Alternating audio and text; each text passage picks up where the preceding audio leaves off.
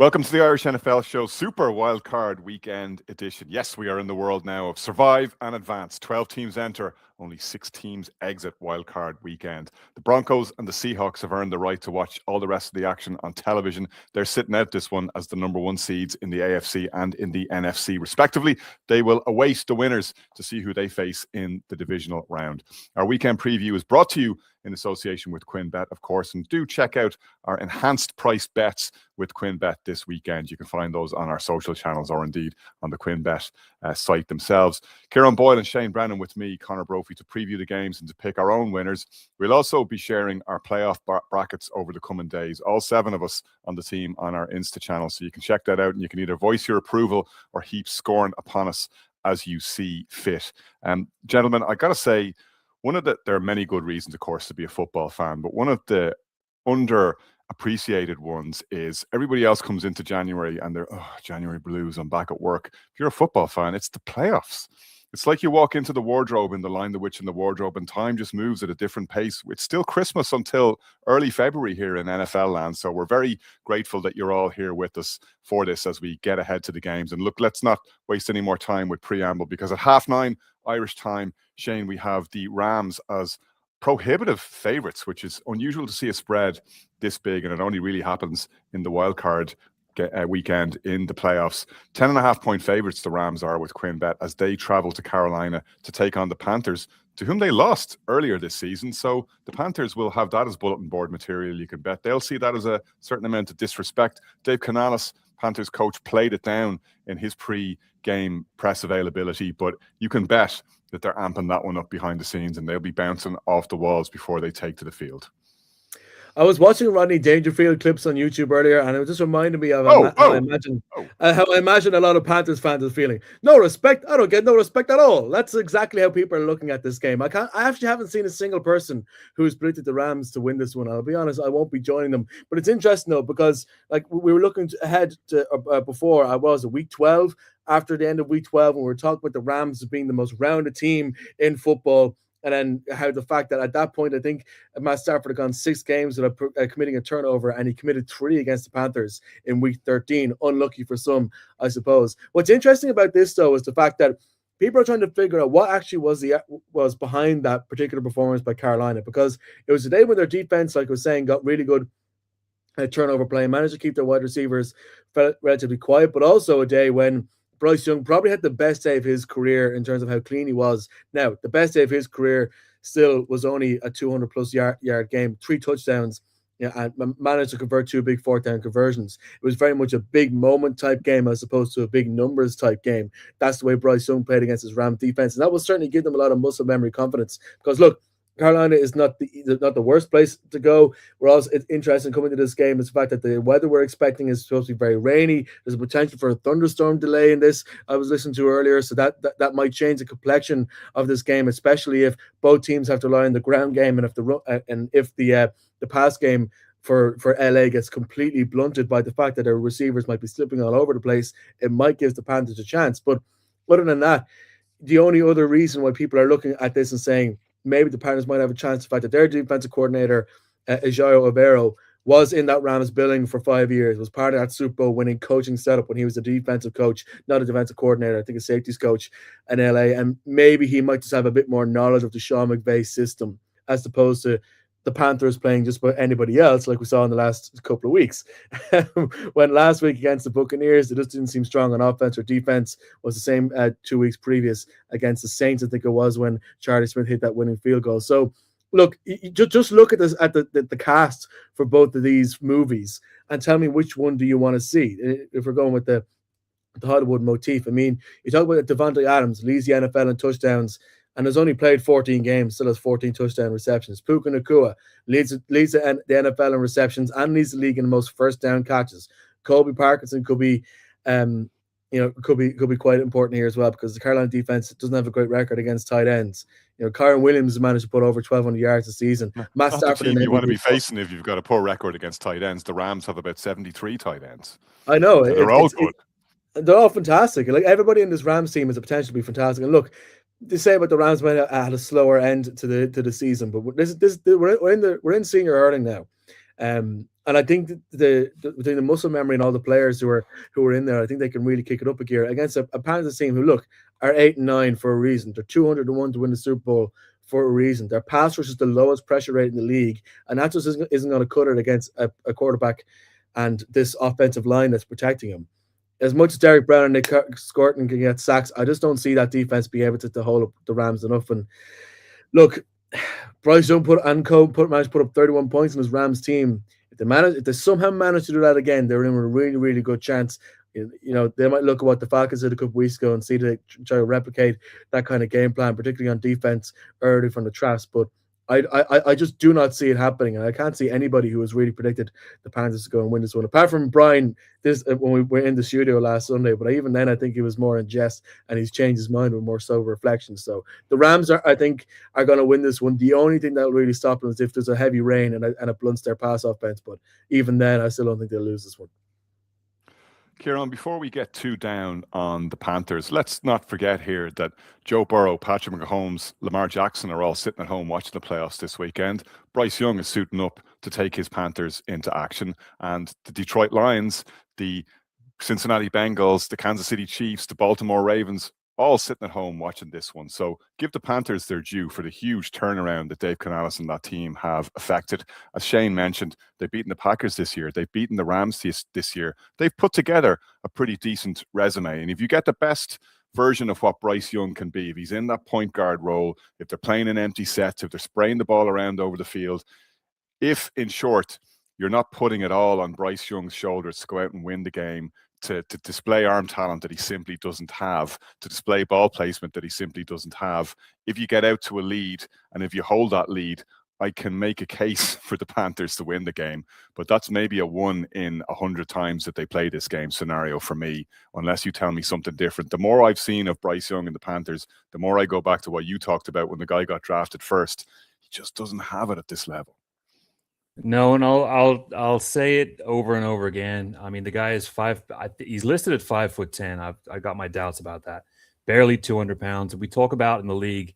We talk a lot of talk with coaches. Are they leaders of men? You've heard that a lot with all the coaching carousel going on the last week. Is Bryce Young a leader of men? His stature doesn't lend that to any kind of credence. And I don't think. I mean, you said all those other quarterbacks are at home. I think Bryce Young is going to be at home at about 7:30, 8 o'clock local time, doing the same thing, getting his slippers ready, because this is the end of the line for the Panthers. I did say they'd have 8 wins. They got their 8 wins. They had a nice little tidy season, despite being wildly inconsistent. Win-loss, win-loss, win-loss, win-loss, win-loss, infinity. And, you know, regardless of the weather, too, I think this Rams team is just absolutely stacked. Stafford is a touchdown machine. I'm not putting any credence on the loss they had in Week 13. That was a complete anomaly. The Rams bullied them all over the field. It was 3 wild, you'll probably never see it again for years. 3 picks that were brought back. I mean, the Rams enter the playoffs with the league's highest scoring offense. I mean, there's no way this Panthers, the entire team would have to have a career day. Bryce Young would have to throw for damn near 400 yards and have a flawless game, and it's not happening. There's a reason why it's a 10.5-point spread. I think everything what Shane has said about the Rams, it's and the Panthers to an extent is going to be the case. The Rams are too strong across the board. We all know the talent that they have. Whether it's 12 personnel they use, 13 personnel, they're going to out-muscle, out-physical that Panthers pass rush at the line of scrimmage. They've got too many weapons on offense. They got the two-headed running back machine going right now.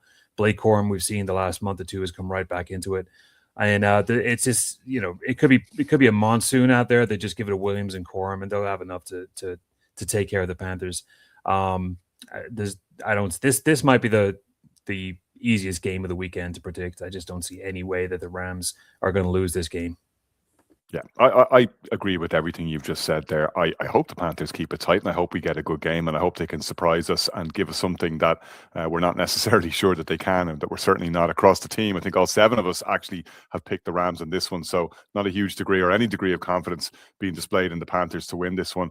I think the Rams just have so many ways that they can win. I see them running all over a very suspect Panthers run defense. I see a couple of standout players, obviously, that the Panthers have on that side of the ball. I just don't see enough of them when I look over the other side.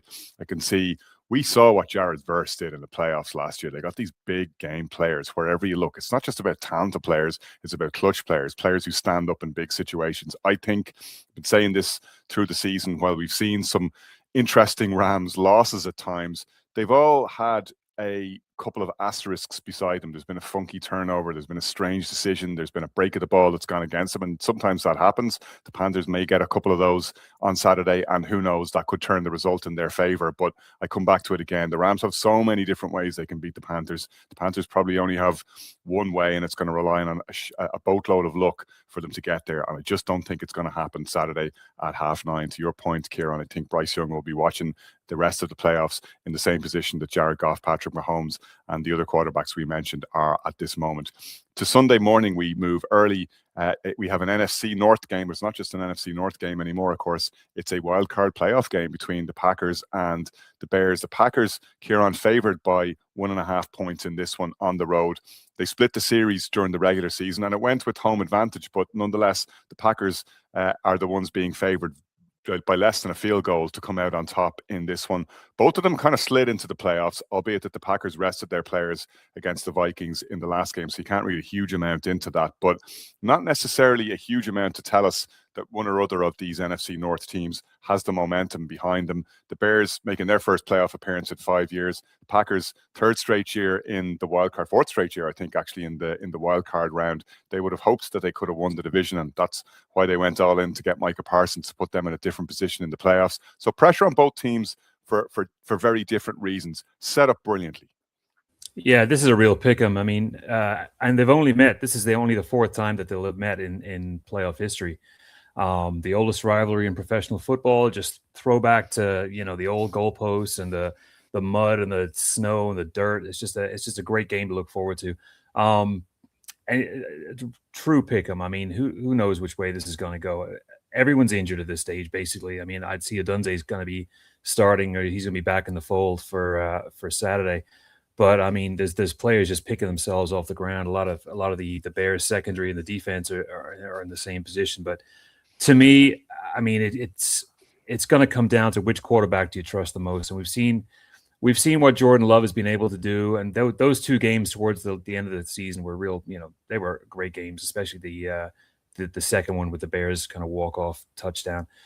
And that's how this game is going to go. It's going to go right down to the wire. There's so many games, so many outcomes that we can see in other games, but you can pretty much guarantee that this one will come down to the last 2 minutes. And for me, it's Caleb Williams. I've watched this guy play for years and years, and I think the job that Ben Johnson, I mean, again, there was a lot of talk at the start of the season, Caleb chirping about, he wasn't sure he wanted to be in Chicago. Johnson, probably not 100% sure Caleb is the guy, but between all the work that they've done, the coaching, again, we're going to talk about coaching. Williams is a completely different player now the second half of the season, and that goes for a large chunk. And we'll get to Trevor Lawrence later in the conversation, but the amount of coaching that's gone into Williams and the work and the improvement that he's had. Yes, he's still inconsistent, and his completion rate is not where people would want it. But everything else in his repertoire has improved. I mean, you've seen him basically since October, just kind of grow in stature. The team seems more confident with him. They seem more comfortable. They seem that they can kind of look him in the eyes and trust him.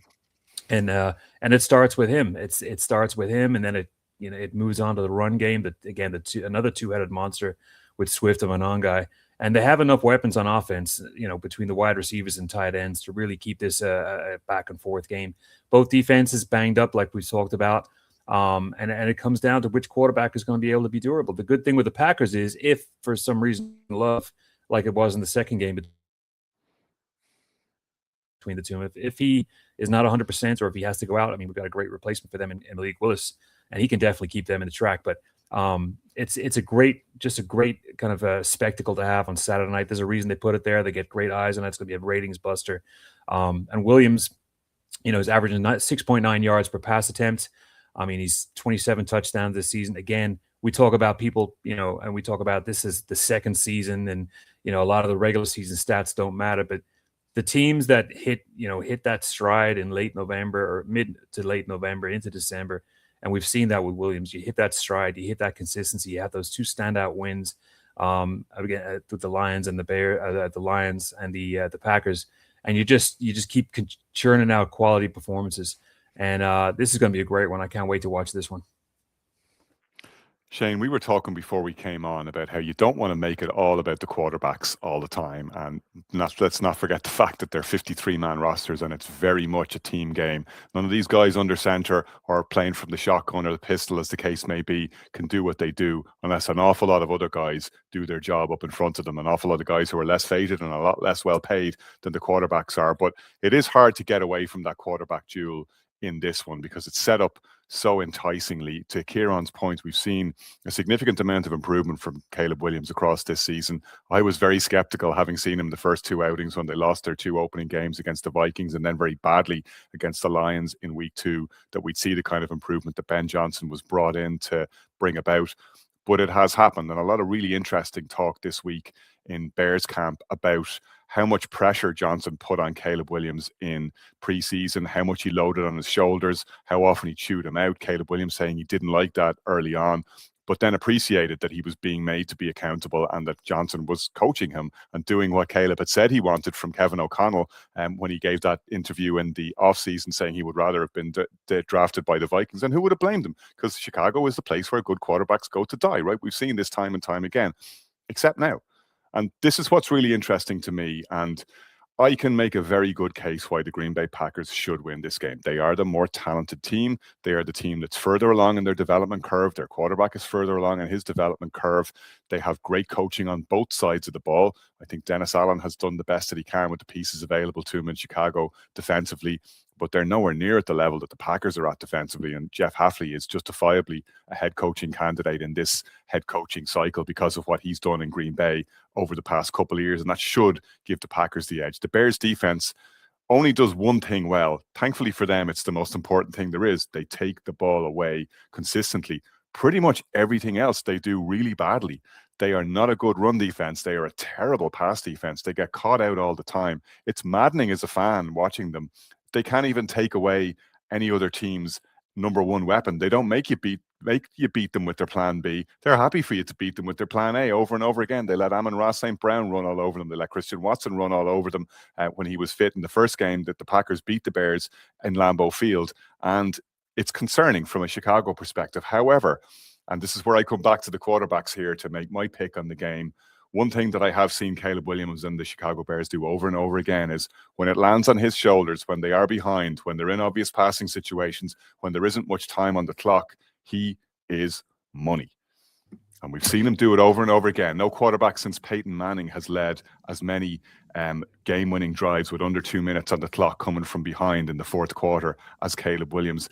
That's a feature, not a bug. That's what you need in the playoffs. That's what I think will see Chicago to victory this weekend.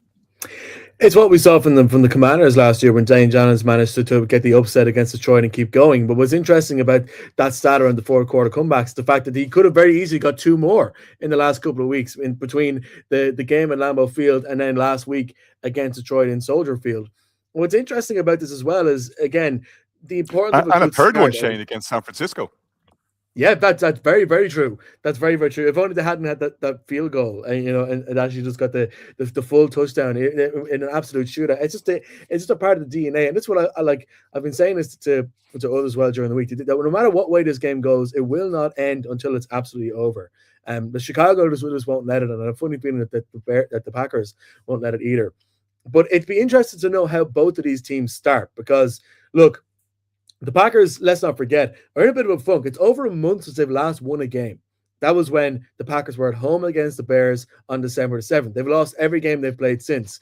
And they're in a bit of a funk. They've lost Micah Parsons, which I'll touch on that point in a second. But Jordan Love's fitness has been a real issue.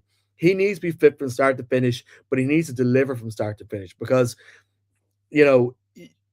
both of the Bears have proven so much how one good half of football might be enough for them to get it over. It'll be interesting to know how much they will be putting the focus in the run game in the first half because it's the run game that's key. We have to remember the Packers gave up over 300 rushing yards to the Ravens only a couple of weeks ago, and the big loss has been Micah Parsons not being there. in terms of like when they're actually tackling runners, they're giving up 3.5 yards before they even contact the rusher. For context, the worst team in the league in that statistic are the Giants, who are giving up 1.95. So since Michael Parsons is gone, they're giving up almost twice that before they're going to tackle. That's how bad their run defense has gone since Parsons is gone. So it actually mightn't be Caleb Williams who decides to fade in this game. The Chicago run game can win, can get a good, strong early lead in the first half if they're established. But I think the main thing here for Chicago is, like as you're referring to, over that turnover ratio, because it's not only the defense is very good at getting turnovers, their offense is the best in the league when it comes to not giving the ball away. And that's been what's really impressive to me about Caleb Williams. This is something that Jordan Love has had to work on. He's 23-6 on the season for touchdowns and receptions, but significantly better than he was previously. So he's less pickable than he would have been beforehand. The Bears defense will have to work harder to try and shut him down and keep him quiet. But I mean, this Bears offense has everything going for it in terms of a strong run game against a bad run defense, a never say die attitude, a quarterback who doesn't give the ball away cheaply or easily, and they have the home field advantage. It's on Caleb Williams, the offense, to take this game by the reins and just bring it forward as far as they can, because I think that this Packers defense is beat up and doesn't seem to have control on the game. And the Packers offense has the potential to blow up, but considering that they haven't really got a huge amount of time into the legs of Jordan Love, etc., I know they're taking a rest break and they might come in with a bit more energy and all that, but I just found it more difficult to make a case for them than I do for Chicago. So for that reason, I'm going to have the Bears to beat the Packers for the first time in the playoffs since the day after the Pearl Harbor attacks in 1941. That's how long it's been since the Bears have beaten the Packers in the playoffs. A day which will live in infamy. We move into Sunday games now. Well, technically the Bears-Packers game is a Sunday game for us on this side of the Atlantic. But in Ireland, the UK and across Europe, we benefit from two games at very watchable hours on Wildcard Weekend on Sunday. The 6 p.m. game is Bills at Jaguars. Kieran Boyle, very happy for you, buddy, to be attending this one on behalf of the Irish NFL show at Everbank Stadium, where they've hungered for playoff football for the last couple of years, turned it around very quickly under Liam Cohen. Trevor Lawrence coming in with a late charge for some MVP consideration. The Jags, one of the hottest team in the league. And what are they rewarded with? The Bills are favoured by 1.5 points on the road to win this one. Yeah, listen, it's been so lean in the last couple of years in Duval, they wouldn't care. I mean, if you told them they were taking the Bills in the first round at the start of the season, they would have ripped your hand off. I mean, to go from 4-13 to 13-4, I mean, it's great. It's great to see in the area. And yeah, it'll be really cool to be there to catch a playoff atmosphere. It'll be a special thing. And you know what? It's not that I've hesitated to kind of get on board the Jags train, but there's just so much kind of bad memories in the recent past with this team that it's taken me a while to, it's taken me a little longer than others probably to kind of get on board. But the last, 8 wins in a row, and they're playing, I don't want to say flawless football because that's not possible, but they're playing such good football and at such a high level that at this stage, they're churning out points. They're not turning the ball over. The usual issues that they had in the past with Lawrence fumbling, with Etienne fumbling, the turnovers, the incompletions, the wild passes, they've all disappeared since the bye week. And it's a completely different team since November. And you know what? I think this team is going to take it to the Bills, and I think they're just going to outgun them. I think the ability of this team, from even unheralded players like Brenton Strange. Who knew who Brenton Strange was, or even Parker Washington, unless you're a diehard Jags fan. These guys have been pivotal to this team, and even an unheralded, a running back like Bashul Tutin. Nobody would have heard of these guys at the start of the season, but they've been pivotal to the run that the Jags have been on so far. The Jags are leading in pretty much every offensive category. They're putting up a huge amount of points. Lawrence is putting up big points. They kept him in the game on Sunday when I was there last week, just to see him get to 4,000 yards. Probably not the wisest thing in the world. A lot of grumblings in the crowd about taking him out because that was a cakewalk, that game, when all was said and done. But they're one of the top run defenses. I think they're still the number one run defense. They take the ball away. They tackle ferociously up close and personal. They are that front four, and not even that, but the secondary are just buzzing around the field. And now you got Josh Allen coming into the fold, and the Bills. Normally, I would say, yeah, the Bills playoffs, yeah, absolutely. Home or away, I'm gonna back the Bills. But the weapons that the Bills have, yes, we all know that James Cook is the best running back in the league with the yard percentage and his output, and Allen is what he is. But when you look around the rest of that team, I mean, are you really enamored with the wide receiver core? I mean, at this stage, Knox and Kincaid are probably the better weapons that they have out there. And I just think the Jags have so much around them. Cohen has done something that a few teams have done in the last number of years. I mean, he's just infused this team with, everyone's on board with what's going on in Duval. There's a great vibe. You know what? I'm picking the Jags to win this. And I think it's going to be a real tough, bitter pill for the Bills to swallow. Because like you said at the start, there's no Mahomes, there's no Burrow, there's no Lamar. This, we talk about windows too. This is Josh Allen's window. I mean, he'll never have a better chance to coast through the AFC. But I just think this Jags team, there's teams of destiny. And I really believe this team is destined for a really good run in the playoffs. I just like this. I like this Jags team and I like them to win. I'm really looking forward to being there. And I've got the Bills losing in this one.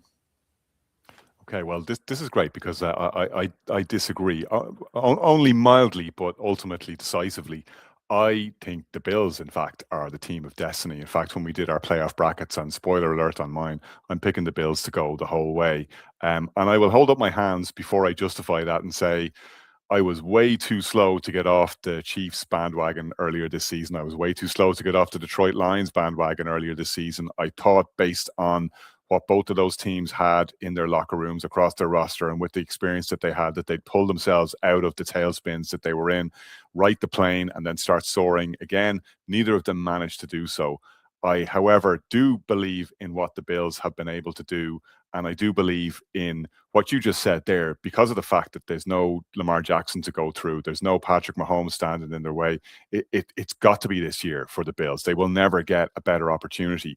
If a team is not to have home advantage on wildcard weekend, if I'm the Buffalo Bills, I'm kind of happy with that because it means you don't have to play in the freezing cold in Orchard Park in Highmark Stadium and give it one last game there before they move to their new facility. You get to go to Everbank Stadium, and it's much more temperate down in Jacksonville. Obviously, I think they're going to quite enjoy that. I think that's going to allow them the full benefit of their playbook, which actually is a slight danger from a Bills point of view, because we talked about this quite a lot during the playoffs last year and in the offseason when we were reflecting on where it all ended for the Bills, that they got away from the run just when James was cooking and starting to show, to your point, Kieran, that he is the best running back on the league on any given Sunday, and on most given Sundays, as he has been this season. I'd be slightly concerned about Sean McDermott's play calling because of that and because of what we've seen in the past. But I'm also looking at this team in a wide open AFC going, this is the one team with the quarterback that I know has been there and done that right up until the championship game, has come as close as it's possible to come without actually getting to a Super Bowl. And there are reasons for that as well. And you can come at me and say, yeah, but they didn't get there. They never got over the hump before. Maybe it puts a lot of pressure on them, but in a funny way, I think going on the road kind of helps them. We've seen it galvanize so many teams on lovely Super Bowl runs in the past. Your own Giants, Kieran, among them, and the Chiefs that couple of years ago when they went to Orchard Park to play the Bills, and Patrick Mahomes, as we talked about on the show a couple of weeks ago, rallying the locker room saying, this is what they wanted. Remember, this is what they wanted. And they went into Buffalo and turned over the Bills. I just think the Bills are that team this year. I think they have all the tools they need. I think Brandon Beane drafted heavily on defense with a view to the playoffs. The playoffs is not the regular season. The Bills have been winning comfortably 11 and 12 games every year, topping the AFC East. Yeah, they had more competition from the Patriots this year, but I just think when push comes to shove in these not one and done playoff games, I think the Bills have the experience and the talent that I would back to come out the right end of them. And I think they'll take the Jags this weekend. I think we'll see Jacksonville back. I love what Liam Cohen and the team have done there. I love the way he's gotten on the right level with Trevor Lawrence and what he's getting out of Trevor Lawrence in that offense. And as you say, bit part players that we wouldn't have picked off the depth chart at the start of the season have been performing. That's a sign of great coaching. We talk all the time about how Matt LaFleur does it at Green Bay, and you're going, where are they getting these receivers from? They just work within the system, and he knows how to get the best out of them. Liam Cohen has shown us that he can do that in Jacksonville. I've loved watching the way they've risen this season. It's a location, as you say, Kieran, and you see it every day, that is thirsting and hungry for success, a great football town. I think their day will come, but it won't be this Sunday. Shane. The Bills, as we know, are famously 0-4 in the Super Bowl. with the Bills, as we know, we always have Superman Josh Allen, but his kryptonite has been the Kansas City Chiefs. They're 0-4 against the Chiefs in the last 5 years in the playoffs. Here's another stat for you. Josh Allen and the Bills are 0-4 on the road in the playoffs. And that's the thing. If they were to get the Super Bowl this year, barring the possibility of an AFC Championship game at home to the Chargers further down the line, they're going to have to go on the road and win 3 times. This is an incredibly big uphill challenge for them. And I find it odd that the betting line in this game has the Bills the favorites. I think that's the difference between who the actual favorites are based on form, who are the Jaguars, and the way that everybody looks at this. And everybody sees Josh Allen as being the last man standing from the AFC's big 4 quarterbacks and saying, oh, but this has to be his time. The thing is, though, and this is what I was talking about to you earlier, and I'm writing about this for this weekend. We put so much emphasis on quarterback play, especially for the Bills, because Josh Allen is Superman, that you need to look at the rest of the team and say, well, if Josh Allen is going to play fantastic, the rest of the team has to lift themselves up to a certain level as well. That is what's happening in Jacksonville. We need to see it happening in Buffalo. And the thing is with Buffalo, the running game, I think, is still exceptionally strong, but their offensive line is a lot weaker. Last year, Josh Allen took 14 sacks in the season. This year, took 40. That's an incredible increase. Now, it's put him in a lot more third and long situations, but it hasn't affected his passing game, which is actually way more efficient now and getting a lot more yards and more explosive plays this year than it did last year in the running game and everything. On the defensive side of things, the Bills actually have the number 1 passing defense in the league statistically, but the 3rd from bottom when it comes to run defense. So ETN might actually be the one that will really tell the story of this game for the Jags, more so than Trevor Lawrence, if the Jags plan in such a fashion. So this game is a real coin toss for me. I mean, the Jags have everything going for them. The hottest offense in the league. There's a good buzz around them. They don't really have so much of a playoff curse because, of course, their most recent playoff experience was that great comeback victory against the Chargers a couple of years ago. The Bills are in a very, their very most recent playoff experience was the game they lost the week after that, Shane. Well, the most recent playoff experience they remember. You know, that's obviously front of mind. Good point, though. The most recent wild card experience is that perfect? Is that now we're cooking. I'll say it in the end. So it's tricky here because it has to be a full team effort from the Bills to try and get over the line here, and then they're going to have to do it next week, probably in Mile High, or it depends obviously how other games go. I may have sneakily made my Patriots pick there.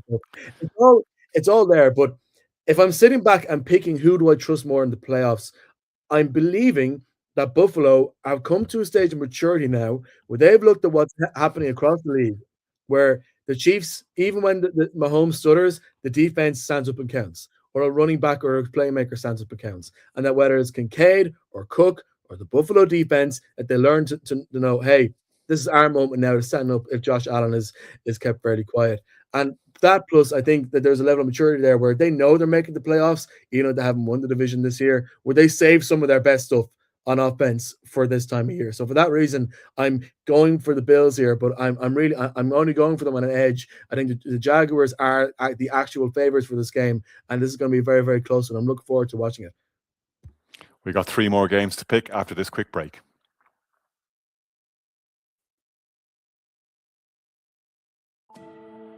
This is Ireland.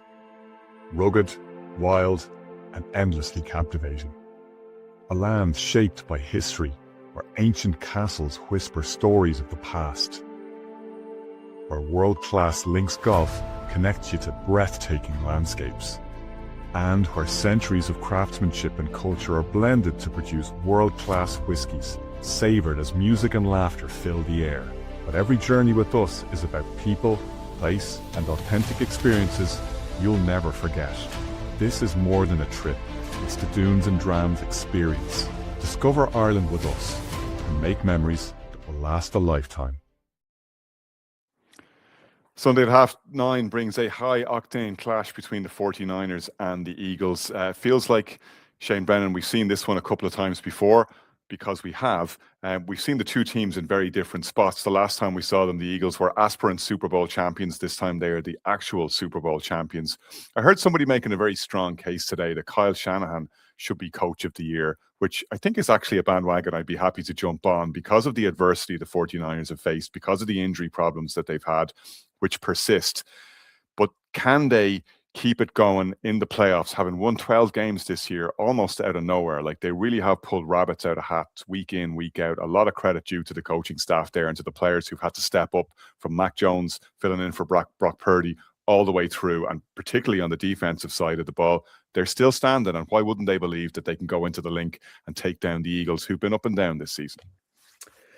Well, one of the people who was making the case for Kyle Shanahan to be a coach of the year was me on the AV Club a couple of weeks ago, because I've just been very impressed. And this is obviously when I was going on a bit of a Niners love in. I was like, McCaffrey should be considered for MVP, and Shanahan should be considered for also a good take.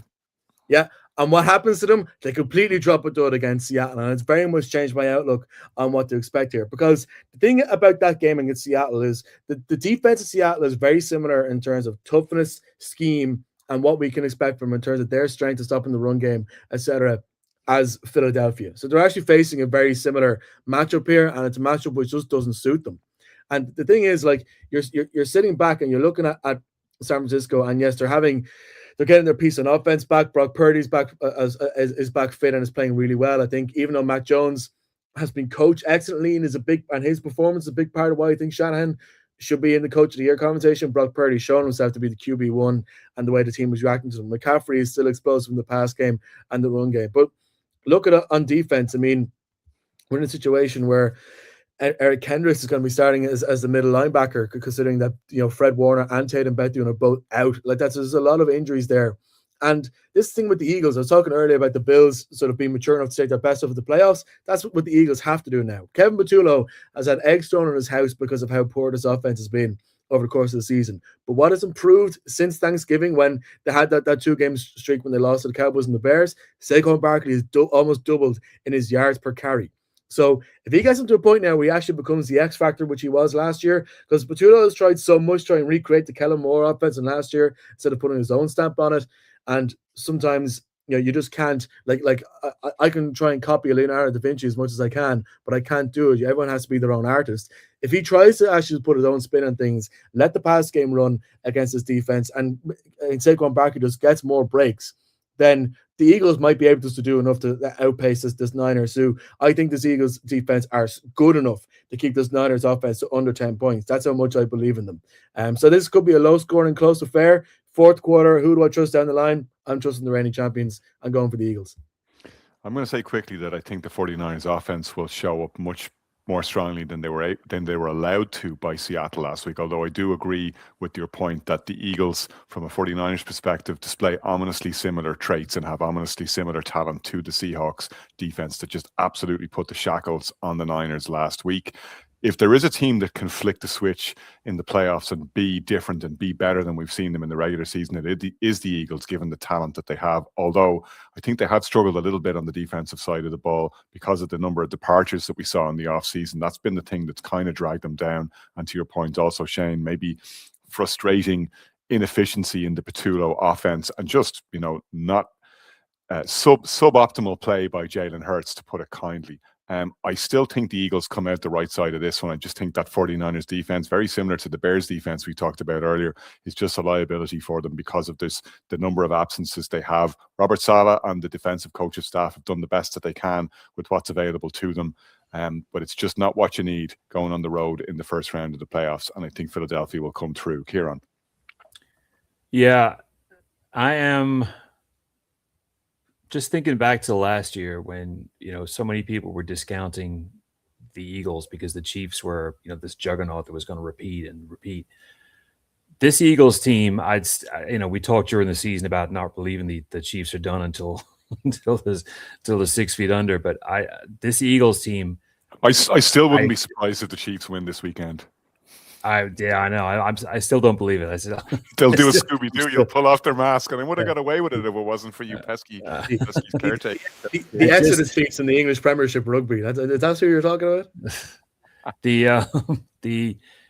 For me, I mean, look, last week, I mean, the 49ers offense was anemic. They got an absolute smackdown from that Seattle Seahawks team.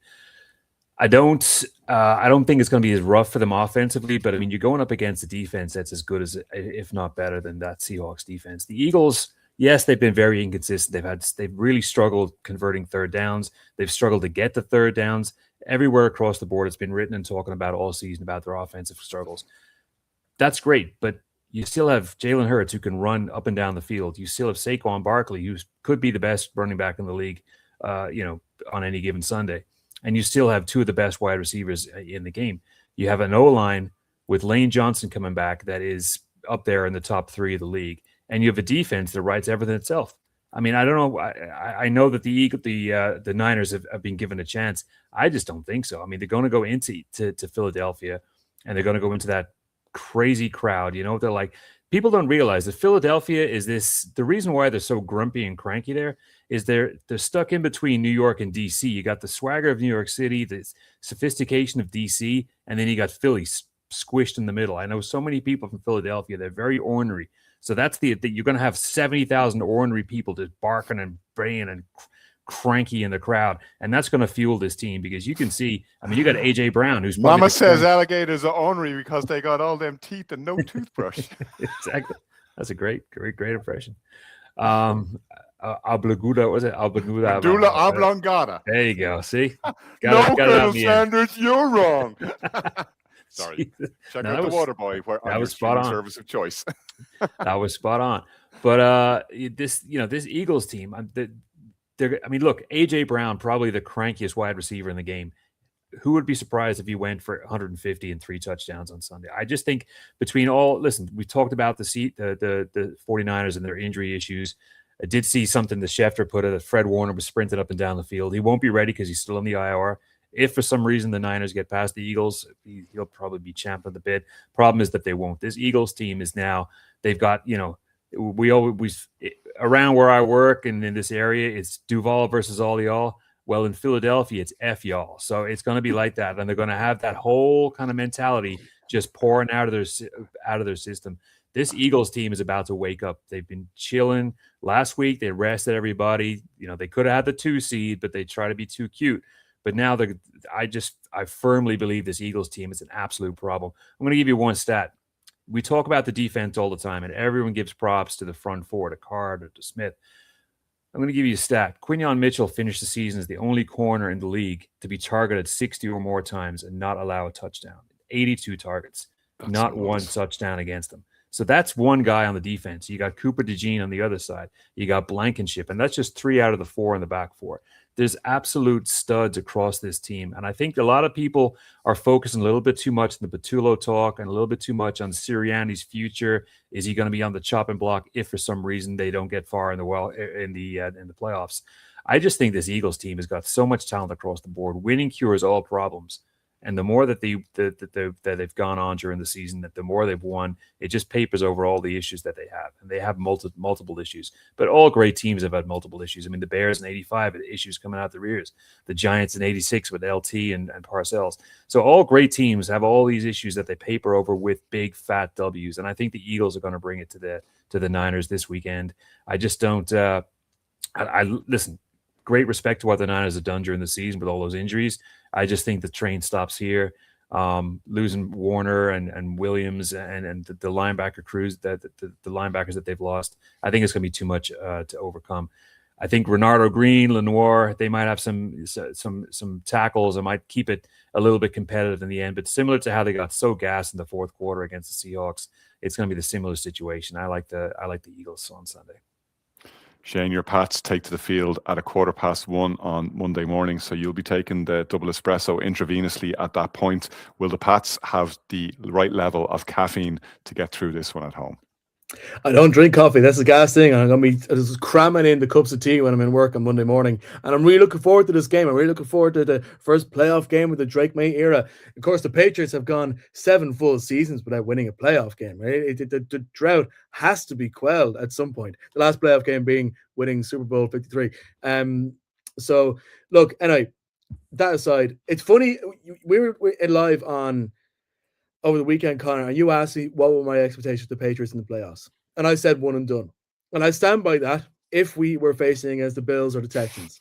Or anybody else, actually. And you did say that at the time as well. You said 1 and done unless we're playing the Chargers. Yeah, and this is the thing. I like the reason why is because over the course of the season, the offense in New England has played excellent. And in fairness to them, people always talk about the strength of schedule. The strength of defense they played against has actually been pretty solid.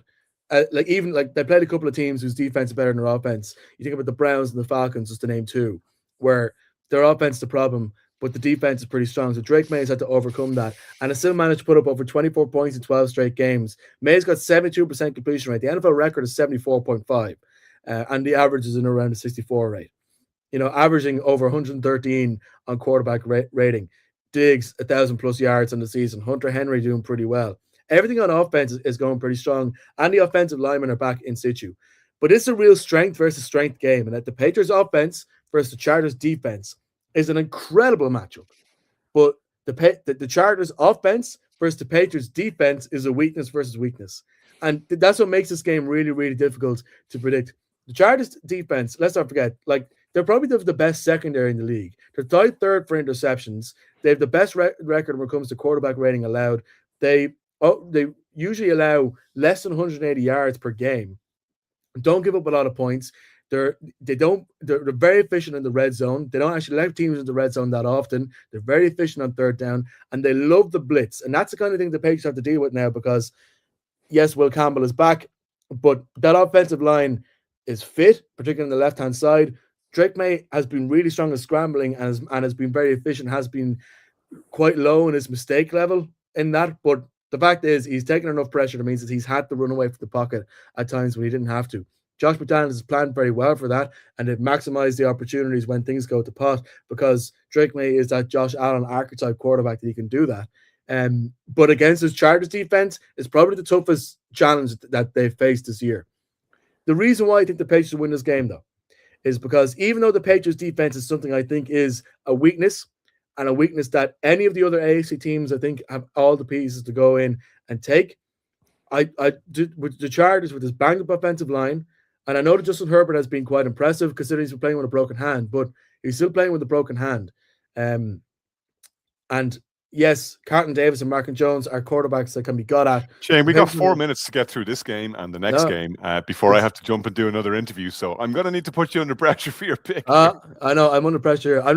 What I'm trying to say is, I'm trying to sort of explain why I don't think Justin Herbert has got what it takes. We saw last year against Texas, it wasn't strong enough in the playoffs. And I just think that the Patriots defense, as much as they're not great in the red zone, not great on pressure, and they give up a lot of space to wide receivers, I just don't think that that the Chargers have enough to go into Foxborough and get an upset here. So I'm going to take the Patriots to win this round.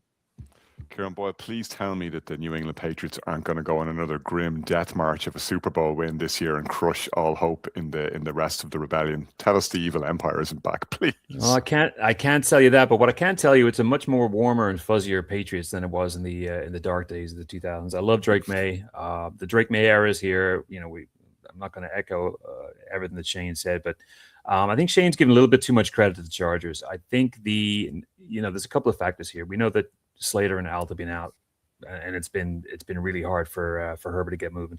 Herbert's hand is still busted up. Yeah, he's playing through the hurt. Omarion Hampton, he's still banged up. He'll play, but how effective will he be? I think the Chargers have been given a little bit too much credit. I still remember that game where they laid an absolute egg at Jacksonville, and that was in 80 degrees and beautiful temperatures, and they just never showed up. I haven't got that image out of my head all season, and I know I want to like the Chargers because I love Herbert's grit, and I love what he's doing right now, playing through the pain and trying to rally this team and grabbing yard after yard. But again, I like we know about the defense, but I just can't see them going into Foxborough and putting up enough, not just enough points, but enough fight to deal with the Patriots crowd, these Patriots who play with their hair on fire. I mean, Barmore for all his legal stuff, and Clavon Chase, and I mean, you got Milton Williams. I think they're going to get Spillane back as well, which is a huge boost. So I think this is where it stops for the Chargers. It's been a great season. They've defied, similar to the Niners, they've defied the odds with injuries, and they've kept the ship afloat despite all that kind of hardship that they've been going through. But I just think this Patriots team is destined. I've got them going for a nice little ride in the playoffs. I love what they're doing there. I love Vrabel. God, I can't believe I'm saying all these things about the Pats, but it's a great story. And they've broken up the Chiefs kind of stranglehold, which it's always welcome. But I think with this Pats offense, I mean, they're averaging 2.6 points per drive on offense. I mean, that says it all right there. I think they're going to be too much for the Chargers. All right, we wrap it up with the Texans at the Steelers in Monday Night Football, 1:15 on Tuesday morning for us here. The Steelers finished the regular season with Tyler Loop of the Ravens missing a field goal. John Harbaugh gets sacked, and it's all misery in Ravenstown. Steelers are still alive, Shane, but will they be come the divisional round? Yeah, I'll be brief on this one. This might be something that we might return to for a podcast available on Monday, just previewing this game, because, of course, there's a lot of Steelers interest here. I'll be honest, though, right? I think this is the last time we're going to be talking about Aaron Rodgers as an NFL quarterback. That Texans defense, I know. Don't be shedding any tears or anything. I think that Texans defense, I think, is ravenous. I think that offense is coming good at the right time. And the thing is, like, when Aaron Rodgers chooses to be a teammate, he can get good results, as we saw against Detroit. When he chooses to be selfish, like we saw against Cleveland, it just becomes very different. And now that the spotlight is really on him on the ESPN lights, I just don't know what version of him to expect, and I don't know what version of the Texans defense to expect. Look, it's a home game. That crowd is going to be ravenous and all this, but there's a reason why they haven't won a playoff game since 2018. And I think this Texas team were just too good to let this one go with an extra couple of days. I know against the Colts they weren't fantastic, but Jesus, they have all the pieces there to go in and put up a lot of points early and lock things down on defense. So Texans for me. Kieran, the Steelers, of course, get DK Metcalf back. That's a big help here. They also get the Texans, who are on a tear, and with a defense that, you know, as we always talk about in the NFL, travels well and gives them a chance in any game. They got more than a chance here, and they're the favorites on the road. Yeah, and rightly so. I mean, Steelers have rode every car, every train, bus of luck to get into where they are right now. The Texans love them. I mean, if it wasn't for the Jags and their streak, everyone would be talking about the Texans. They've won 9 in a row, and they haven't lost since before they beat the Jaguars. I mean, they've been on an absolute tear, putting up big points too, despite the fact that their running game is not stellar, but they've been able to get the most out of Higgins, out of Jalen Noel, Nico Collins, obviously, but the defense is what does it for him. I mean, we all know about the defense. I just think the Texans and their ability to swarm and turn the ball over. I mean, the Steelers have a nice little defense, but I just think it's going to be too much for the Steelers to have to deal with that. I think Rodgers is going to get pushed around a little bit, and he's not going to like it, and it's going to lead to problems. It's going to lead to picks. I know he gets the ball out real fast, but he's going to have to be faster. He's going to have to be quicker on the draw than Will Anderson, and there's not many people around that are that fast. So it's going to be a really rough night for him. I just love this Texans team. I've fallen back in love with them a little bit last year, but just what they've done since they started 0-3, just ground out results, and not always pretty, not always effective, but they've kind of flown under the radar, and you know, just a great team right now, and I like them in this matchup. Just a great team and a great slate of games to look forward to this weekend. You can check out our instant reaction podcast across the weekend on Sunday and indeed on Monday. And we're back with our Monday recap next week. We've also got an interview coming up with Adam Rank where we'll preview the Bears-Packers game. So stay tuned for that too. And we'll be back with you very soon on the Irish NFL Show.